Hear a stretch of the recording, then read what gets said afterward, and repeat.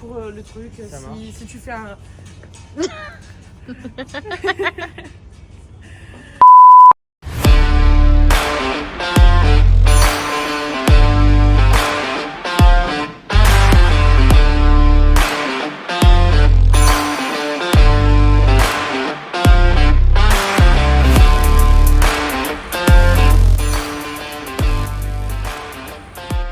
Bonjour Julie.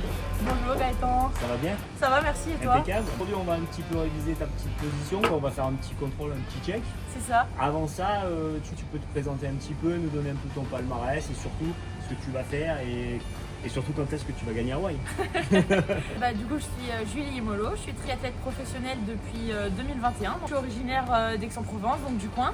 Et je fais des études posturales avec Gaëtan depuis pas mal d'années maintenant, parce qu'on a commencé en 2019. J'étais encore en amateur quand je me suis mis sur le longue distance. J'ai voulu être d'office bien positionnée sur mon vélo de chrono et pour mes premiers championnats du monde Ironman 73 qui avait lieu à Nice, c'est Gaëtan qui m'avait positionné. Et puis depuis, changement de vélo, changement aussi d'objectif, un peu plus dans la recherche de performance, dans l'aéro, en essayant d'optimiser au max. Donc au fur et à mesure, on a amélioré la position année après année. Et là, je viens faire un petit check parce qu'il y a eu quelques petites pièces qui ont été changées sur mon vélo. On vient vérifier que tout est bon. Et pareil au niveau des chaussures, donc c'est l'idéal.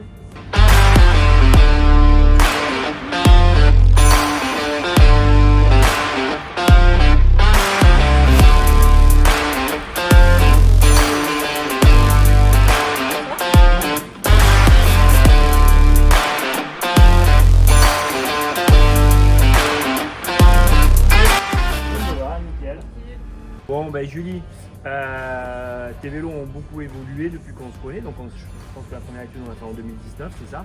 Et sur le dernier cube, on verra le vélo tout à l'heure un petit peu.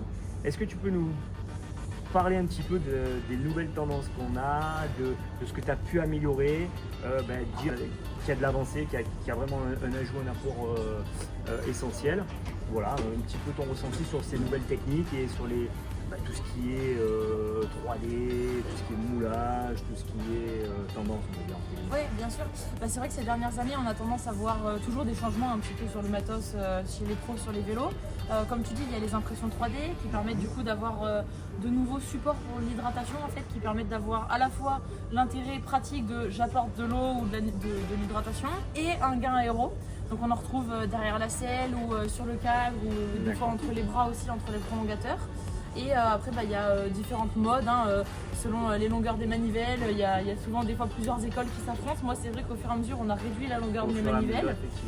Et après, pareil, sur la position, on va dire l'avancée du bassin ou la hauteur de selle, on voit un peu tout et son contraire chez les pros. Et en fait, c'est pour ça que moi, ce que je conseille, en fait, c'est à tout le monde, en fait, que ce soit d'un niveau débutant, amateur ou même ceux qui cherchent vraiment la performance chez les meilleurs amateurs ou chez les pros, c'est que l'idéal, c'est avant de chercher à changer des choses sur le matériel, sur votre vélo, il faut d'abord avoir la bonne position. Et après, une fois qu'on a une position qui est idéale d'un point de vue ergonomie et par rapport à votre mouvement, c'est là qu'on va rajouter du matos pour aller chercher de la performance et de l'aéro. Mais équiper son vélo super bien avec des super roues et tout, si vous êtes complètement en travers dessus, ça sert à rien. Donc moi je conseille à tout le monde de faire quand même une étude posturale. Exactement, la base étant déjà la bioméca. C'est ça. On adapte d'abord le vélo à sa bioméca et après, de toute façon, on va dire qu'une étude, une analyse, c'est plutôt sur du long terme.